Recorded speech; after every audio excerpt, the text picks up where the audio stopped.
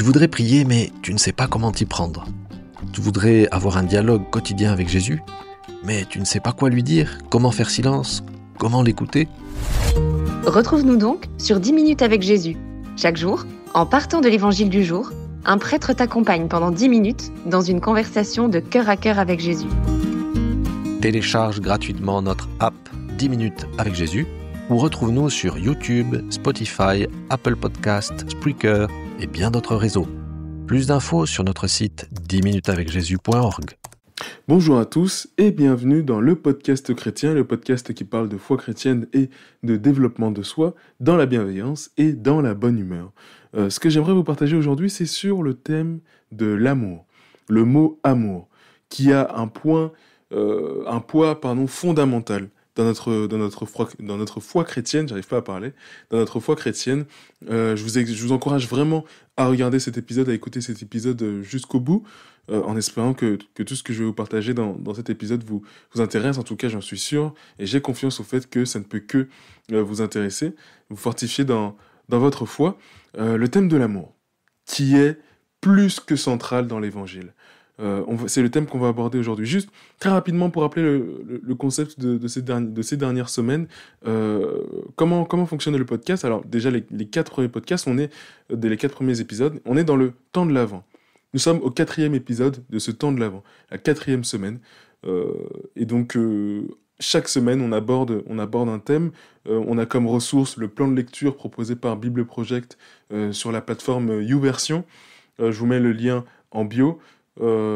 Et qui nous propose des réflexions toute la semaine sur un sujet. Donc la première semaine c'était l'espérance, la deuxième semaine c'était, alors si je me souviens bien, c'était la paix, le mot espérance, le mot paix, etc., son sens biblique et c'est à quoi ça nous encourage en tant que chrétien. Et puis la semaine dernière on a eu la joie et là on est déjà au 4e épisode, donc ça fait déjà 3 bonnes semaines que notre podcast existe. 4e semaine sur le thème de l'amour, le mot amour, agapé. Qu'est-ce que ça veut dire, etc. Alors, agapé, c'est en grec. On va voir le terme hébreu, enfin, pas dans ce podcast, mais dans la vidéo explicative qui nous est fournie justement par notre plan de lecture. Je vous mettrai un laps de temps où vous pourrez aller écouter juste après cette petite introduction. Donc voilà, on utilise ce plan de lecture et puis du coup la semaine prochaine, là ce sera à moi de faire marcher ma créativité pour vous proposer des épisodes intéressants, toujours en rapport avec la foi chrétienne et le développement de soi. J'espère vous trouver un invité bientôt. Vous trouver un invité très très bientôt. Si vous l'avez remarqué, normalement dans ce début d'épisode, j'ai pas mis de musique. Alors ça n'a rien à voir, je saute d'un sujet à l'autre. Mais si vous avez remarqué, j'ai pas mis de petite musique d'intro. Il n'y aura pas de petite musique de fin non plus. Je sais pas ce que vous en pensez, si vous préférez le podcast épuré de la sorte ou si vous préférez avec un peu de musique. Je vous mets un sondage Spotify. Dites-moi tout dans le sondage. C'est sur Spotify. Allez-y. Alors, juste pour finir sur notre petite introduction, il me semble que j'ai tout dit. Oui, voilà, donc retrouvez le plan de lecture. Nous sommes au jour... Alors, puisqu'on fait un épisode par semaine, le plan de lecture vous propose des réflexions toute la semaine. Chaque jour de la semaine depuis fin novembre. Nous, on est au jour 22. Donc, si vous voulez avoir le jour d'aujourd'hui, on est au jour 22. Et donc vous prenez le lien du plan de lecture qui est dans la description de cet épisode. Vous allez au jour 22, vous aurez la méditation quotidienne qu'on va aborder dans cet épisode, plus le verset qui nous est donné. C'est les deux choses qu'on va aborder dans cet épisode. J'aimerais aborder 3 points. 3 points autour de cette vidéo explicative du mot agapé. Pour ces réflexions de l'avant. Je vous laisserai aller voir la vidéo. J'aimerais aborder 3 points qui sont... Alors, vous allez voir, ça résonne beaucoup avec ce qui est dit dans la vidéo. Je vous donne mon plan et puis je vous laisserai aller regarder la vidéo juste après. 3 points principaux. Aimer Dieu, aimer son prochain. En gros, le commandement principal de Dieu, on va essayer de revenir là-dessus, qui est juste fondamental et c'est la base de toute notre foi chrétienne. En tout cas, l'action principale à poser en tant que chrétien, Jésus nous le dit. Le mot agapé, son sens, on va essayer de revenir un petit peu sur le comparer un peu à Eros et Philia, qui sont les 3 types d'amour qu'on nous apprend généralement au collège ou au lycée. dans les cours d'éveil sexuel, si je me souviens bien. Voilà, j'aimerais revenir aussi sur du coup l'amour, son action. Qu'est-ce que ça dit des actions à poser? Qu'est-ce que ça veut dire au quotidien, plus concrètement, comment l'exercer, etc. Et puis revenir à la personne de Jésus, donc en 4 points. À la personne de Jésus, comment est-ce que lui nous montre l'amour aussi dans l'évangile et comment est-ce qu'on peut s'en inspirer, enfin essayer de prendre ça au-delà d'enfoncer des portes ouvertes, on va essayer de peut-être aller un peu plus loin, un peu plus dans le concret, réfléchir un peu plus haut et aborder tous ces thèmes-là qui sont déjà très discutés, qui sont déjà très présents dans la foi, dans la foi de l'évangile. Mais ouais, on va essayer d'élever le niveau, de réfléchir un peu plus. J'espère que ça vous plaira en tout cas. Et puis à la fin, je vais vous donner un petit conseil avant d'aborder le verset du jour, de le lire, de vous le partager, et puis de conclure cet épisode. C'est maintenant, je vous laisse aller écouter, la vidéo, aller regarder la petite vidéo proposée par Bible Project. Le lien est en description pour ceux qui veulent. Tout est en description, tout ce que je vous partage normalement est en description. Description de cet épisode 4. Donc voilà, j'ai envie de vous dire, on est parti. Je vous laisse mettre pause sur cet épisode, aller regarder la vidéo et revenir écouter la suite. À tout de suite.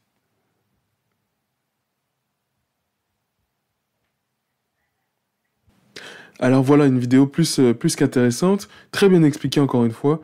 Ils font un travail extraordinaire. Qui vivent, c'est une plateforme, alors de base c'est des Américains, ils vivent des dons, ils vivent d'autres choses, mais j'ai pas tout compris, bon c'était en anglais. Je suis pas bilingue, j'ai pas tout compris.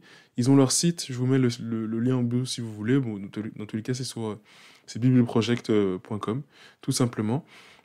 Si vous voulez aller checker leur travail, ils font du super boulot, ils ont même un podcast, mais ouais pareil c'est en anglais. Là on est juste sur la filiale française. En tout cas, super boulot. Alors, juste vous lire la petite description qu'on nous met sous la vidéo. Au cours de la 4e et dernière semaine de l'Avent, nous allons explorer la signification de l'amour biblique et comment il nous mène à Jésus.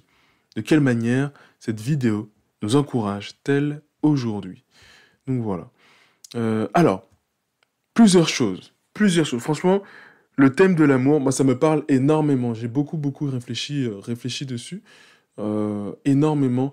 Et oui, j'ai peut-être souvent, on peut me reprocher pour ceux qui viennent, qui me connaissent depuis ma création de contenu sur TikTok, sur Instagram, sur YouTube, on peut me reprocher de trop être dans l'amour.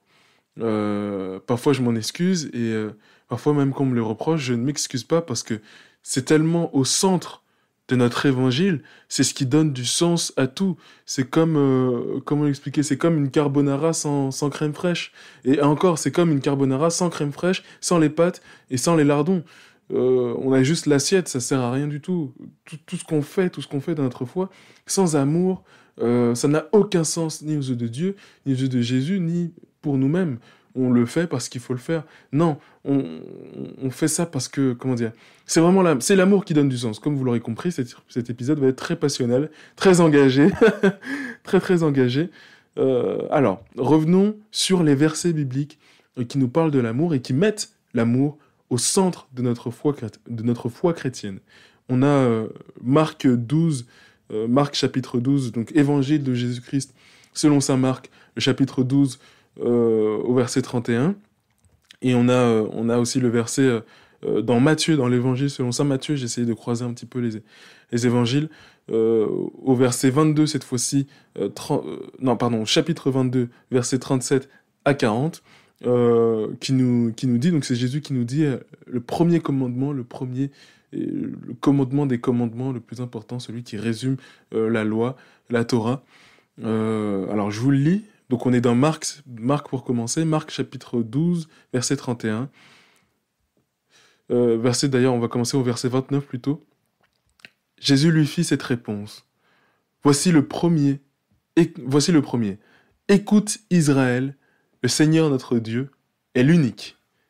Tu aimeras le Seigneur ton Dieu de tout ton cœur, de toute ton âme, de tout ton esprit et de toute ta force. Et voici le second. Tu aimeras ton prochain comme toi-même. Il n'y a pas de commandement plus grand que cela. Donc ça, c'est dans Marc. Premier commandement, tu aimeras ton Dieu de toute ton âme, toute ta force, tout ton esprit. Tu aimeras ton prochain comme toi-même. C'est une loi d'amour. C'est un commandement d'amour. Je pense qu'il y a pas à voir plus loin, évidemment. À voir plus loin, vous comprenez ce que je veux dire. C'est-à-dire que il est question d'amour. Il est question d'amour. Évidemment, on peut aller chercher plus loin. Qu'est-ce que ça veut dire concrètement ? Derrière, ça se décline en action, en un état d'esprit, etc. Mais le sens, quand on dit l'essence, la substance de ce verset, de ce commandement que Jésus nous donne aujourd'hui, c'est l'amour. C'est l'amour. C'est-à-dire, quand je presse ce verset, ce qui sort, ce n'est pas du jus de citron ni du jus de carotte, c'est l'amour. Pareil, allons dans Matthieu, chapitre 22, versets 37 à 40. Jésus lui répondit, « Tu aimeras le Seigneur, ton Dieu, de tout ton cœur, de toute ton âme et de tout ton esprit. » Voilà le premier commandement. Et le second, qui lui est semblable, « Tu aimeras ton prochain comme toi-même. » De ces deux commandements dépendent toute la Torah ainsi que les prophètes. Tout est résumé là. Tout est résumé ici.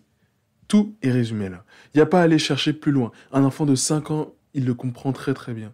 Il n'y a pas besoin de théoriser pendant 200 ans. Non, mais en fait, qui disait ça, ça voulait dire ça. Non, il est question d'amour. Et c'est à la base de notre foi. C'est à la base, c'est au fondement. Il est question d'amour. C'est merveilleux. Je vous ai rajouté le chapitre 13 de l'Évangile selon Saint Jean, au verset 35.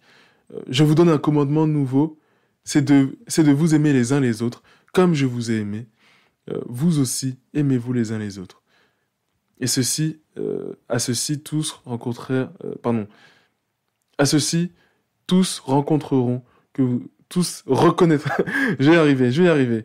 Ne partez pas. À ceci, tous reconnaîtront que vous êtes mes disciples si vous avez de l'amour les uns pour les autres. On est reconnu en tant que chrétien par cette expression d'amour. Au-delà d'être un commandement, c'est notre identité au monde. L'amour, l'amour, l'amour, l'amour. Je vais le répéter 200 000 fois dans ce podcast, ce mot, l'amour. Et je ne sais pas combien de fois est-ce qu'on entend le terme amour dans l'Évangile. Faudrait compter, je ne sais pas du tout. Je sais qu'on nous a dit, on a quelqu'un à l'aumônerie hier qui nous a dit, une personne qui nous a raconté que oui, il y a 365 fois le mot n'aie pas peur, enfin le terme n'aie pas peur dans la Bible. Et donc, il faudrait faire la même chose pour le mot amour, le commandement d'amour. Alors, je ne sais pas du tout. Voilà la première chose que je voulais vous partager, revenir sur le commandement essentiel que Jésus nous apprend et qui est l'amour. Alors, j'essaie de pas trop me répéter. On va essayer d'avancer. Le deuxième point que je voulais apporter, c'était le premier. Le deuxième point, revenir juste un petit peu d'étymologie. On nous parle souvent des 3 types d'amour, Eros, Philia et Agapé. Comme vous l'avez vu dans la vidéo, ici, l'amour dont on nous parle, c'est le terme Agapé. Juste, j'ai fait une petite recherche, je vous mets le lien de mes sources en biographie. On a Eros, qui est donc fondé la relation sensuelle, sexuelle, amoureuse, passionnelle, etc. Eros, donc premier type d'amour. Deuxième type d'amour qui est l'attaché, lié à un sentiment donc d'amitié, Philia, associé à des valeurs, donc là je suis en train de lire, associé à des valeurs, des centres d'intérêt et des objets communs. Il prend appui sur des plaisirs partagés, des échanges, du jeu de la solidarité, de la complicité. La relation est chaleureuse et affective, chacun ayant le souci de l'autre. Cependant, il est conditionnel. Voilà, c'est ce qui différencie de agapé. Quand l'un est conditionnel, l'autre ne l'est pas. Il est conditionnel car fondé sur des activités ou des vécus partagés. À la différence de agapé, donc pour reprendre, Eros, la passion, le sexuel, le sensuel, Philia, c'est relation d'amitié, comme on pourrait avoir avec ses parents quelque part, avec ses parents, avec ses amis. À la différence de l'agapé, encore une fois, 3e forme d'amour, où là, on n'est plus dans un sentiment d'amitié conditionnel, on rentre dans l'inconditionnel. On entend souvent ça dans l'Évangile. Le terme de amour inconditionnel, amour gratuit. C'est en gros, alors je vous lis ce que j'ai trouvé. Est-ce que vous avez sûrement déjà entendu au collège ou autre, ou si c'est pas encore fait, ça se fera. Vous savez, c'est les nouveaux cours d'éducation sexuelle au lycée. On parle de ces 3 types d'amour-là. En tout cas, moi, je me souviens, on m'en avait parlé au lycée. L'amour, agapé, est un amour fraternel, universel, altruiste. Donc, indépendamment, que je connaisse la personne ou non, que j'ai un vécu partagé ou non avec cette personne, je lui apporte de l'amour, de l'intérêt. Je l'aime. Spirituel. Il se donne gratuitement, de manière désintéressée, sans attendre en retour. Voilà. Il est inconditionnel. Accepte l'autre tel qu'il est, avec ses qualités et ses défauts. Il souhaite son bien-être sans profit personnel, voilà, désintéressé. Il a de la compassion pour l'autre et l'aime. Même si il n'est pas aimé de lui, il aime. C'est un amour affranchi de l'ego qui se situe au-delà de l'émotionnel. Ah oui, ça c'est hyper intéressant. On va le voir un peu plus tard dans le podcast. Le fait que l'amour, c'est au-delà du sentiment. C'est même pas, quand on parle d'amour, on ne parle pas du sentiment aimé. On ne parle pas du sentiment. C'est beaucoup plus, comment dire, c'est vraiment, j'ai envie de dire, c'est une vocation. C'est un don de chaque jour. C'est du concret, c'est de l'action qu'on pose. C'est long. Je ne vais pas dire c'est loin du sentiment. C'est pas loin du sentiment, mais c'est décorrélé au sentiment. Agapé. Je vais juste définir le terme de inconditionnel, c'est-à-dire sans condition. Vraiment se dire, peu importe ce qui se passe, je t'aime. En gros, concrètement, ce que je vois quand je vous dis ça, c'est par exemple, je ne te connais pas, je vois que tu as faim, je t'apporte de la nourriture. Et c'est indépendamment de qui tu es, de tes avis politiques. Tu peux être même raciste, tu peux être, j'en sais rien, homophobe, ou tu peux être au lycée, tu peux être en colère contre moi, tu peux être peut-être, je sais pas, gentil avec moi. Peu importe ce que tu es, tu peux être jaune, tu peux être violet, peu importe qui tu es, ce que tu es, je te donne sans condition. C'est-à-dire, je te le donne et c'est tout. C'est à sens unique, en fait. Évidemment, quand on donne, on a souvent, en tout cas ça arrive dans la majorité des cas, d'avoir ce retour de balai, j'allais dire. C'est pas méchant. C'est pas vraiment un retour de balai, c'est plus ce retour, tout simplement, on apporte peut-être de la joie, de la bienveillance. On a souvent ce retour, on pose un acte de gentillesse, parfois on a un retour, parfois négatif, parfois positif. On a une personne qui nous sourit en retour, qui nous dit merci.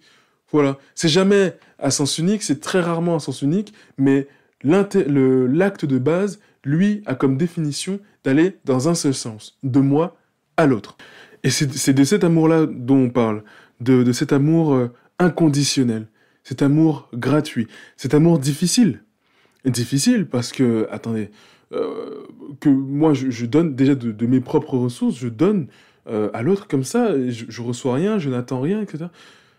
Comment avoir une action désintéressée en tant qu'être humain, c'est quelque chose qui paraît difficile. C'est ce que Jésus nous apprend.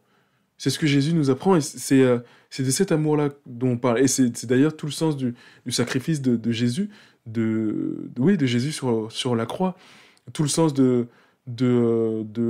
comment dire, j'ai envie de dire de l'intéressement de Dieu, dans le sens son intérêt, son amour pour l'homme, qui est désintéressé et qui est gratuit, qui est à chaque fois il vient nous chercher. Si vous voyez dans la Bible, de l'Ancien Testament jusqu'au Nouveau, on a ce schéma où Dieu vient nous chercher à chaque fois par Abraham, par Moïse, par encore le roi David, par toutes ces alliances-là, encore et encore et encore, par l'arche de Noé, et dans cette nouvelle alliance, par Jésus, il vient nous chercher toujours. Et il se donne en sacrifice toujours. Il dit, tiens, faites ça, etc. Jusqu'à donner son fils, Jésus, en sacrifice. Et encore une fois, gratuitement, de manière inconditionnelle et sans rien demander en retour. J'ai envie de vous dire, à ce niveau-là, c'est plus de l'amour, c'est du sport. C'est du sport, c'est de la compétition. Non, franchement, de soi-même aller aimer comme ça, c'est difficile. C'est difficile. C'est pour ça que Dieu est là, que l'Esprit est là, et que surtout, ce n'est pas de nos propres forces que Dieu nous demande d'aimer, mais par l'Esprit Saint, en puisant dans la prière. C'est Dieu qui nous donne la force d'aimer de ses propres forces. C'est difficile, c'est comme lutter contre la tentation. On ne lutte pas seul contre le diable. On lutte avec Dieu, toujours. C'est trop dur de le faire seul. Et c'est même... Est-ce que c'est impossible? J'ai envie de vous dire oui. C'est impossible, c'est surtout que c'est pas viable, c'est épuisant et ça porterait atteinte à la qualité de ce que j'offre que de proposer quelque chose où je suis épuisé par la vie, usé de toujours donner. Au bout d'un moment, ras-le-bol. Ou bien c'est l'autre qui va prendre au bout d'un moment, au bout de quelques temps, ou bien c'est moi qui vais prendre. Dans le sens où j'en ai marre, j'arrête, ou bien j'en ai marre, je le déverse sur l'autre. Donc, vaut mieux ne pas en arriver là. Et oui, puiser nos forces en Jésus, en son évangile, qui sont la définition de l'amour agapé, de l'amour fraternel, de l'amour gratuit, inconditionnel, etc., etc.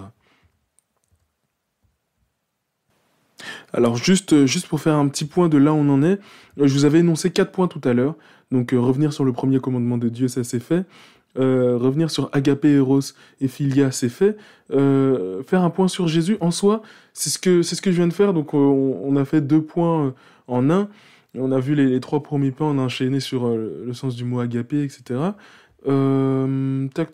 Tac. Oui, le dernier point, alors il me reste encore 2 petits points. Je dirais un point principal et puis un dernier conseil que j'aimerais vous partager.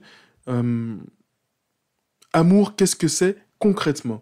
On a dit qu'on allait essayer d'aller un petit peu plus loin. Concrètement, qu'est-ce que ça veut dire? J'aimerais vous partager un peu mon expérience sur tout ça. Les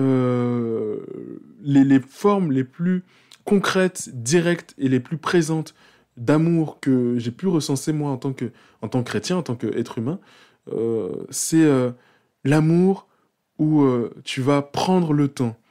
L'amour où tu vas donner de ton temps. On dit souvent, aimer, c'est être là. C'est vrai. Où tu vas apporter, mais pas seulement être là, apporter de l'attention. Tu vois, aimer, c'est des petites choses. Juste, tiens, est-ce que ça va? Et ta semaine, ça s'est bien passé? Etc. Juste ça. Vraiment, un bonjour, un sourire. L'amour, c'est faire attention. L'amour, c'est laisser le bénéfice du doute. Quand on aime, on laisse le bénéfice du doute. Juste, par exemple, je pense à ça pour nos proches, nos frères, nos sœurs, nos parents, notre conjoint, si on en a un passant dans la rue, peut-être que, je sais pas, quelqu'un me grille la priorité, tout simplement. Quelqu'un me grille la priorité, un acte simple, qui me met en colère. Si j'aime cette personne, je lui accorde le bénéfice du doute. Ah, peut-être qu'elle m'a pas vu. Ah, peut-être qu'elle est pressée. Ça se trouve, elle vient d'apprendre que son père est mort.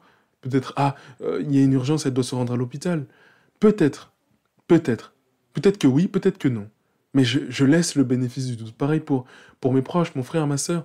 Mais je l'appelle, il répond pas. Je suis devant la porte, j'attends, qu'est-ce que ça veut dire, etc. Je laisse le bénéfice du doute. Qu'est-ce qui est en train de se passer? Peut-être que son téléphone est déchargé, qu'elle court dans toute la maison pour retrouver son chargeur. Peut-être qu'elle a perdu la clé, qu'elle t'a entendu sonner et qu'elle est juste en train de chercher la clé. Peut-être que cette personne est, je sais pas, en pleine réunion, en visio ou bien en cours, un cours particulièrement difficile qu'elle n'a pas envie de rater. Ça nous arrive à nous. Personnellement, je me rappelle pendant le confinement, non même pas, pendant 2021, pendant mon année de médecine, où on était en moitié distanciel, donc je fais les cours à la maison. Il y a des fois où c'est vraiment pas le moment que quelqu'un vienne sonner, et la personne vient sonner pile à ce moment-là, ou rentre dans ma chambre pile à ce moment-là, pile quand je suis en train d'essayer de comprendre quelque chose sur lequel je bloque depuis des semaines. Ça nous arrive à nous. On accorde le bénéfice du doute. Voilà, aimer, c'est... Je pense vraiment à nos proches concrètement, une action à poser pour aimer, parce que oui, l'amour, tel que Agapé nous le dit, tel que Jésus nous le dit, tel que l'Évangile nous le dit, c'est, je veux dire, loin du sentiment, mais c'est surtout dans l'action. C'est dans le choix de... non, je ne me laisse pas entraîner dans ma colère, ou dans mon agacement, ou dans ci, dans ça, dans ça. Je fais le choix d'aimer. Je choisis d'aimer, je choisis de. C'est de l'action. Et donc oui, je pense à ça, je donne ces actions concrètes-là. Faire attention, laisser le bénéfice du doute pour nos proches. Je pense que c'est une manière concrète d'aimer chaque jour. Y faire attention. Dans les prochains jours, ça va être l'action que je vous encourage à poser pour mieux aimer et mieux vivre ce commandement d'amour que Jésus nous encourage à avoir.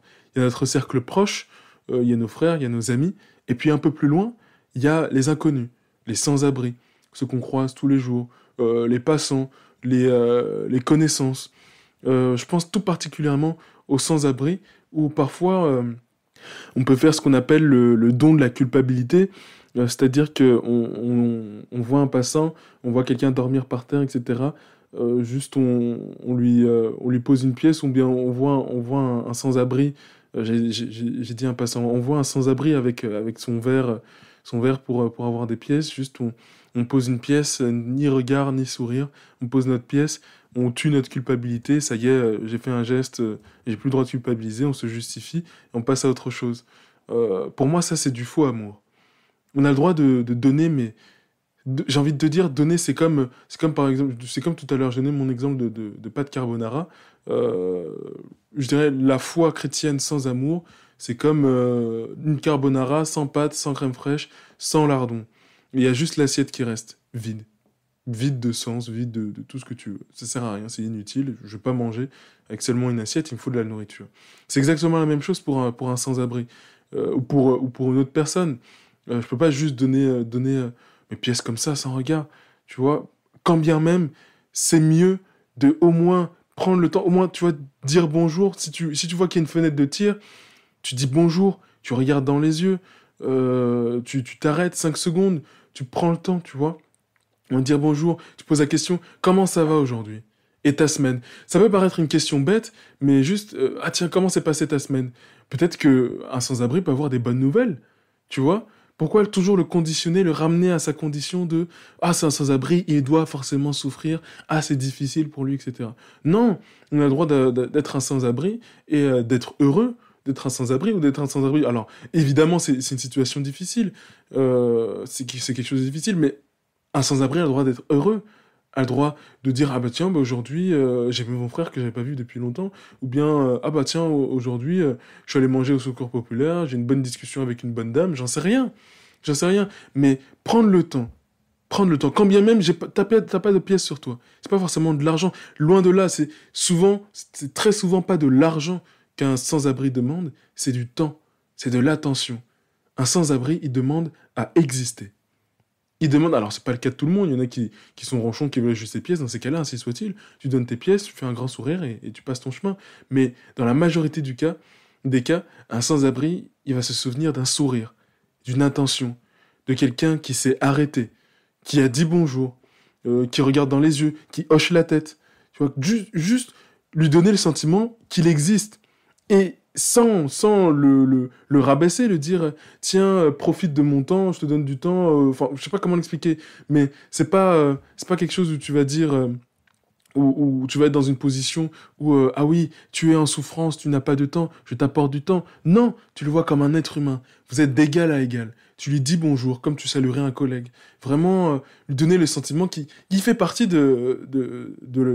comment dire, de la foi chrétienne, j'ai trop ce mot à la bouche, de la société, voilà, je cherchais le mot, de la société, du corps humain, du corps d'homme, d'être humain que nous composons ici en France, ou j'en sais rien, au Maghreb, ou au Maroc, ou en Guyane, peu importe, mais donner le sentiment d'exister. Voilà, c'est ce que je voulais vous partager concernant les sans-abri. Aimer, c'est un regard, c'est un bonjour. C'est pas le don de la culpabilité. Évidemment, oui, bien sûr, l'argent, souvent on cherche de l'argent, un ticket resto, c'est toujours bien, mais moi, ça m'arrive très souvent de pas avoir de pièces. Juste, par exemple, un sans-abri, peut-être que il va faire de la musique. Parce que là, j'enlève mon casque et je regarde, j'écoute. Je l'adresse de l'attention, je montre un geste, ou peut-être qu'il m'a pas vu, peu importe. Je ne fais pas ça pour qu'il voit que je l'écoute. Juste, je l'écoute, par nature. J'écoute, j'enlève mon casque et tout, je prends le temps, je partage avec lui. Et si un jour, si à un moment, nos regards se croisent, je hoche la tête, on se salue, j'en sais rien, j'applaudis, peu importe. Tout dépend de votre timidité. Si vous êtes très timide, tout simplement, vous enlevez vos écouteurs. Vous regardez le show, etc. Ou bien vous regardez par la fenêtre. Vous balancez la tête. J'en sais rien. J'en sais rien. Après, c'est la créativité qui fait son travail. Moi, j'ai beaucoup. C'est quelque chose que je suis très timide. Je suis un faux timide en fait. Enfin, je suis un faux extraverti. Là, comme ça, je peux paraître très extraverti. Je parle bien, etc.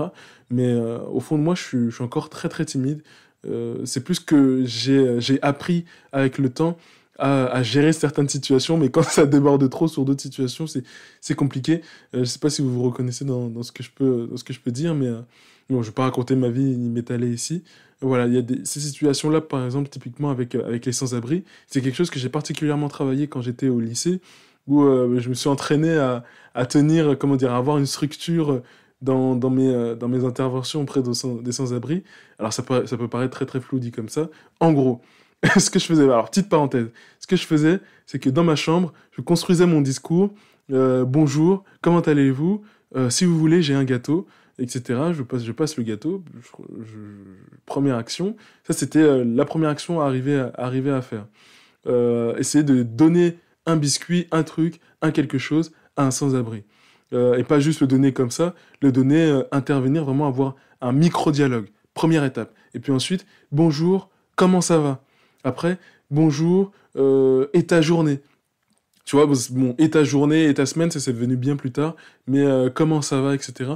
Discuter un petit peu, dès que je sentais qu'il avait fini de raconter ce qu'il avait à dire, hop, allez, bonne journée, salut, parce que ça reste quelqu'un que je connais pas, et j'étais quelqu'un d'assez timide sur ces points-là. Maintenant, j'arrive à démarrer une discussion assez facilement. Mais voilà, c'est des choses, c'est de l'entraînement, c'est du travail.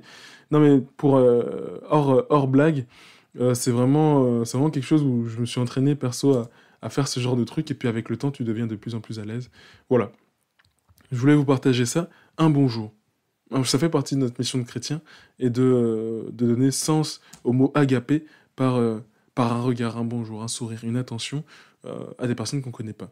Peut-être des sans-abri, aussi d'autres personnes, des gens tristes qu'on peut voir dans un parc, j'en sais rien. Peut-être, alors, ça m'est très rarement arrivé, mais aller voir des personnes et dire, ah tiens, pourquoi tu pleures, etc. Après, c'est rare, on n'a pas beaucoup de personnes qui pleurent en public, mais et puis généralement, quand quelqu'un pleure, il n'a pas envie d'être dérangé. Et en même temps, il y en a qui pleurent et qui ont envie d'être consolés. Bref, ça c'est encore autre chose. C'est encore autre chose. Je ne vais pas m'aventurer dans ce point-là, mais après, si le cœur vous en dit, si l'Esprit Saint vous porte dans ce sens, d'aller consoler quelqu'un que vous voyez triste, ou que vous voyez seul, un garçon qui joue tout seul dans le parc, peut-être avec son ballon, qui shoot tout seul dans son ballon, et ben vous proposez de jouer avec lui. Même pas vous proposer, juste vous rigolez 5 minutes avec lui, vous le faites chat, et vous commencez à courir, ou vous faites quelques passes avec lui, ou j'en sais rien. Après, c'est l'Esprit Saint, c'est la créativité qui parle, qui marche et qui donne vie au sens qui donne vie au mot amour dans nos vies. Une dernière chose, avant de passer au verset du jour, que j'aimerais vous partager. Alors, juste boire un petit peu d'eau parce que j'ai très très soif.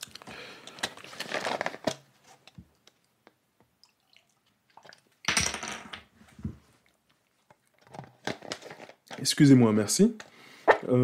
Alors, une dernière chose. J'aimerais vous partager cette phrase. Cette phrase qui m'a porté tout au long de ma foi. Surtout quand j'ai démarré. C'est, alors je vais vous la dire, qui m'a porté dans ma compréhension des textes. Qui m'a porté quand je vivais quelque chose spirituellement, quand j'allais à l'église, quand j'allais même dans une interaction sociale, positive ou négative, quand j'allais voir ma famille. Dieu m'aime. Dieu m'aime. Dieu m'aime. C'est ces deux mots, j'ai envie de me dire même trois, ces trois mots, cette phrase, qui m'a toujours porté, qui a été en fait mon garde-fou. Quand je devais comprendre un texte, que ce soit de l'Ancien, du Nouveau Testament, ah oui, mais il fait ça. Mais pourquoi Dieu dit ça alors qu'il m'aime? Je me pose la question, je réfléchis. Et je réfléchis dans le sens où Dieu est amour. Pareil pour l'évangile. Ah mais Jésus dit ça. Par exemple, je pense aux noces de Cana où Jésus dit Femme, que me veux-tu? Ça peut paraître quelque chose comment dire, de particulier, je comprends pas trop. Et puis je réfléchis, mais Jésus aime. Il m'aime moi, il aime cette femme. Alors qu'est-ce que ça veut dire, etc. Enfin, femme, que me veux-tu? Il le dit à Marie, qui est sa mère. C'est pour ça que ça pose question. Et donc je réfléchis, qu'est-ce que ça veut dire, etc. Et je cherche. Et il aime. Et c'est toujours dans un cadre, dans une perspective d'amour. Mais vraiment, ça c'est pour les textes. Quand je vis quelque chose de difficile, ok, je vis ça, mais Dieu m'aime. Donc qu'est-ce que ça veut dire? Est-ce que je dois apprendre quelque chose? Souvent c'est le cas. Qu'est-ce que j'ai demandé à Dieu? Pourquoi cette tribulation, comme on dit, cette période difficile? Pourquoi est-ce qu'il se passe ça pour cette personne? Dieu l'aime, et pourquoi elle a ça, telle maladie, tel décès? On se pose la question. Ou bien j'ai une mauvaise note, mais Dieu m'aime. Qu'est-ce que ça veut dire? Ça, c'est pour les situations de la vie de tous les jours. Et encore, et je réfléchis, et à chaque fois, ou bien quelqu'un m'insulte, mais Dieu m'aime, alors ça va. Comme consolation, comme garde-fou de compréhension, comme réflexion pour la vie de tous les jours, comme discernement. Vraiment un garde-fou, plus qu'un garde-fou, un guide. Dieu m'aime. Cette phrase m'a guidé dans tellement de situations. C'est le truc auquel je me suis rattaché quand j'ai commencé à croire en Dieu. J'avais 13 ans, 14 ans. J'ai commencé à croire en Dieu, à lire l'Évangile. Et j'ai pris cette phrase comme garde-fou quelques mois, il me semble, ouais, quelques mois, 5, 6 mois après avoir commencé à me m'être mis dans la religion. Je crois même au commencement, dès le début, j'ai compris que Dieu est amour. Et je me suis posé la question, mais pourquoi? Comment ça, Dieu est amour? Pour moi, Dieu, c'était un créateur. Et puis, on m'a dit, mais Dieu est amour. Mais comment ça? Mais il se passe tout ça, et Dieu est amour. Bah, je pense à toutes les guerres, à tout ça, à un monde qui marche sur la tête dans certaines situations. Et Dieu est amour. Mais qu'est-ce que ça veut dire? Et puis, si Dieu est amour, peut-être que je serai moins seul. Dieu est amour pour moi aussi. Alors, j'ai le droit d'être aimé, etc., etc., et qui me donne confiance en moi, qui me donne une place, qui me donne à exister. Je parle de Dieu qui a vraiment qui a vraiment joué ce rôle-là dans ma vie, particulièrement quand j'étais au collège. Dieu m'aime. C'est une phrase qui m'a porté. Et c'est cette phrase-là que je voudrais vous transmettre, vous partager aujourd'hui. Dieu vous aime. Je voulais rebondir juste très rapidement sur un truc que je viens de dire. Alors, je rebondis sur ce que je viens de dire. C'est fou, c'est un auto-rebondissage. Je voulais vous rebondir sur ça. C'est vrai que je ne l'ai pas noté, je voulais vous le partager. Souvent, quand on demande la sagesse, Dieu ne nous la transfère pas comme on ferait un airdrop de iPhone à iPhone. Nous ne la transfère pas comme on enverrait un mail. Vous savez, je le reçois dans ma boîte mail, dans mon système interne. Non, Dieu nous donne des épreuves pour exercer notre sagesse. Pareil pour l'amour, Dieu nous donne à exercer notre amour. Dieu nous donne à exercer notre patience. Et cet exercice-là peut se traduire par vivre des situations particulières, un peu plus difficiles, etc., etc.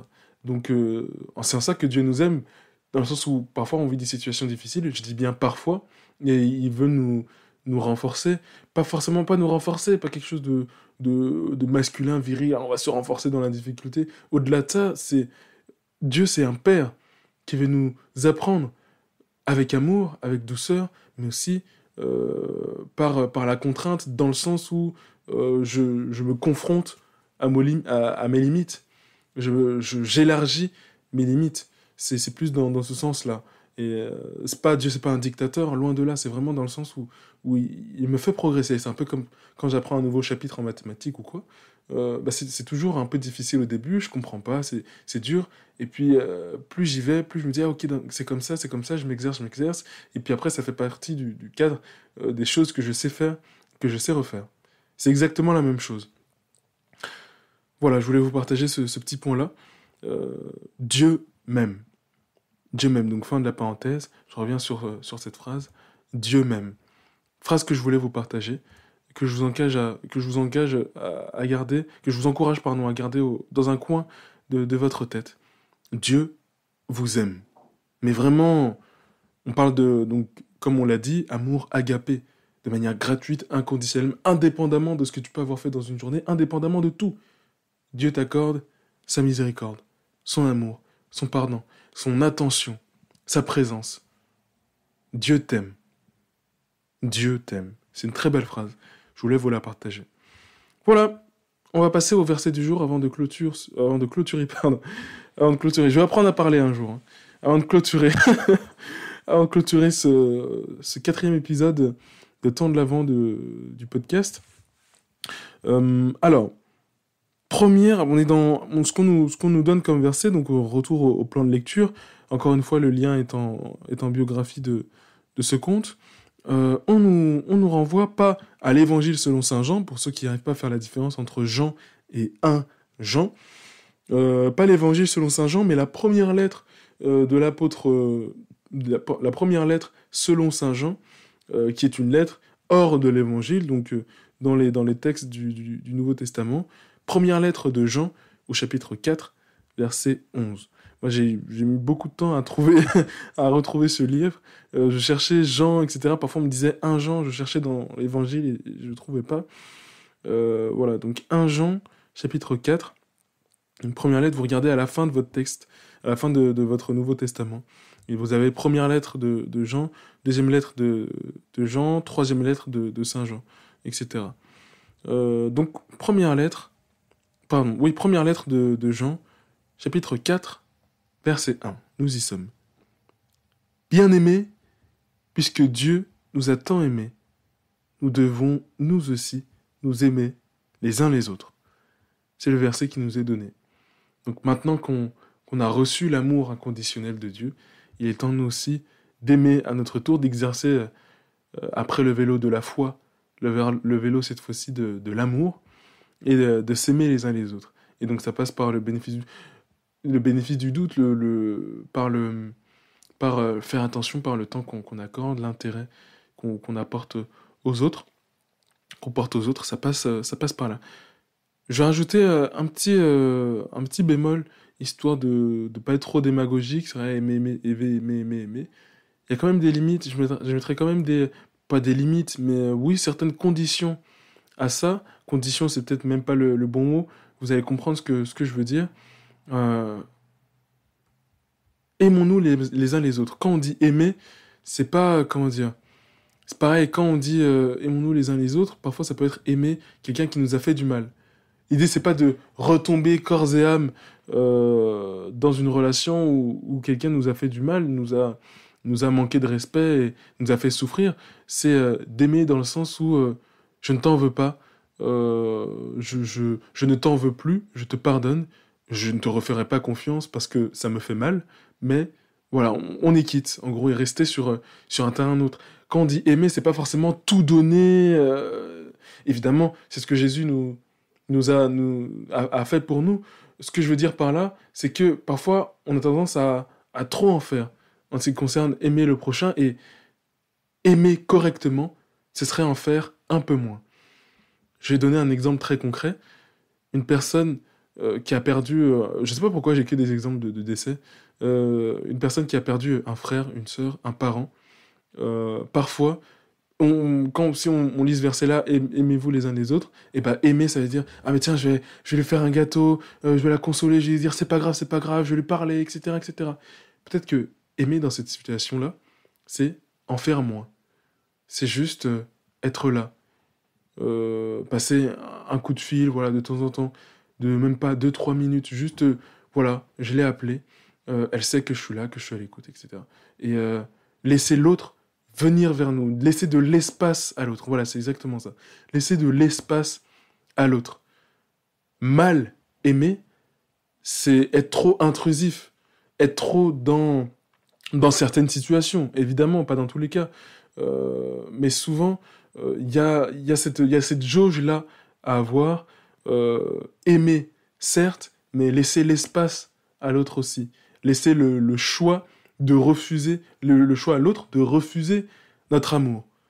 Ça fait partie du caractère inconditionnel et gratuit de l'amour si on veut le rendre inconditionnel et gratuit. On apporte de l'amour, mais on laisse le choix. Laissez le choix, laissez l'espace. Par exemple, un autre exemple, je sais pas, qu'est-ce que je peux donner comme exemple voilà, un sans-abri. Je reprends mon exemple de sans-abri. J'ai envie de l'aimer, j'ai envie de lui apporter de l'amour. Peut-être que un sans-abri, je lui dis tiens, bonjour, comment ça va, etc., etc.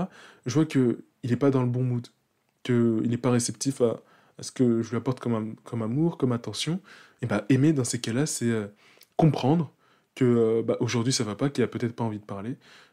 Même si c'est la première fois que vous vous rencontrez et que c'est la première fois que tu te risques à cet exercice-là de proposer ton attention, de proposer ton temps, de donner du temps, de dire bonjour à un sans-abri, peut-être que aujourd'hui c'est pas le jour, quoi. Aujourd'hui c'est vraiment pas le jour. Pour une raison particulière ou pour aucune raison. Comme aujourd'hui, comme n'importe qui pourrait être aigri tout simplement, parce que je sais pas, aujourd'hui je suis aigri, voilà, ainsi soit-il. Donc voilà, aimer cette personne-là dans cette situation, c'est pas rester là et pousser la discussion et je te donne mon manteau, etc. Ça peut mettre un sans-abri mal à l'aise de trop donner, etc. comme ça. Aimer dans cette situation, c'est comprendre et être un peu plus en retrait. Ok, je comprends. Même pas verbaliser, dire je comprends, mais tu vois, avoir un regard compréhensif, souhaiter une agréable journée en toute bienveillance, avec un grand sourire, et continuer sa route. Tout simplement, c'est le point que je voulais aborder. Laisser l'espace à l'autre. Aimer, certes, mais avec jauge. Que l'autre reste le maître de ce qui rentre dans sa vie, de ce qui rentre dans sa vie, dans son cadre, dans son intimité, surtout quand il est question d'amour, de gentillesse, de gratuité, etc. Voilà ce que je voulais vous apporter. J'espère que ce que j'ai pu raconter était un minimum compréhensible, que ça vous parle. Et oui, n'oubliez pas cette jauge-là, il faut respecter malgré tout l'espace des autres. Voilà, les amis, ça fait déjà un bon podcast, on va toucher à la 50aine de minutes. Mais en même temps, on parle d'amour, hein. C'est un sujet tellement vaste, tellement grand, tellement intéressant. On pourrait en parler encore. Il y a tellement de déclinaisons de l'amour, comme on a pu le voir aujourd'hui. Donc que ce soit pour soi, pour soi-même, se laisser l'espace à soi aussi, c'est nécessaire à l'amour. S'aimer, c'est parfois se laisser de l'espace. Bref, après on va pas rentrer dans tout ça parce que sinon ça va faire un épisode beaucoup trop long pour un épisode en solo. Mais voilà, il y a tellement de choses, tellement de déclinaisons pour soi, pour l'autre, pour l'inconnu, pour le frère, la sœur, le chien. Il y a tellement de déclinaisons. Sujet très intéressant.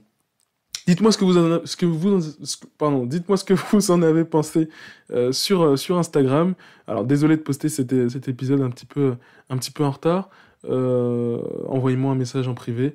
Je réponds toujours. Je vous mets le sondage alors je devais faire un sondage pourquoi déjà. J'ai déjà oublié ce que j'ai dit en début de podcast. Oui, avec ou sans musique du coup les podcasts. Avec ou sans musique. Dites-moi, tenez-moi au courant. Une dernière chose avant de clôturer, ce que je voulais vous partager, c'est que oui, je me lance dans cette nouvelle activité de vous proposer de manière hebdomadaire, donc chaque semaine, un épisode de podcast. Je fais beaucoup de contenu aussi sur les réseaux sociaux, j'essaie de m'investir, de vous proposer pas mal de contenu. J'espère que ce contenu-là vous plaît.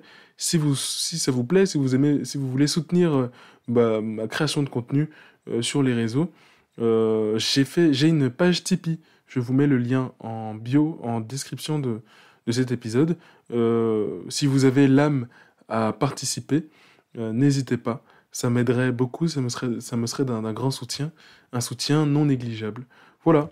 Si vous voulez soutenir le podcast, vous pouvez ou bien partager autour de vous, ou bien faire un don sur la page Tipeee. N'hésitez pas. Sur ce, moi je vous remercie d'être resté jusqu'au bout de cet épisode. Honnêtement, c'est pas tout le monde qui va jusqu'au bout d'un épisode de podcast aussi long. Je vous remercie. Je vous souhaite une très très bonne soirée. Merci de votre attention. Et je vous dis, les amis, aimons-nous les uns les autres. Soyez bénis et à très vite. Salut, des bisous, ouais.